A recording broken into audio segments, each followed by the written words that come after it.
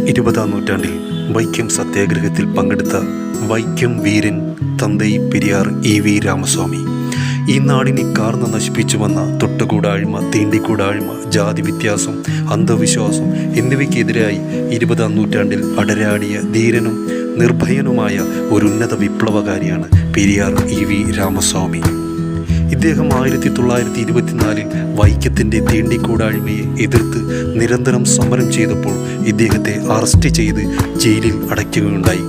ഇദ്ദേഹത്തിൻ്റെ ധീരമായ ഈ സമരത്തിൻ്റെ അനുസ്മരിച്ച് വൈക്കം വീരൻ എന്ന് ഇദ്ദേഹത്തെ വാഴ്ത്തുകയുണ്ടായി.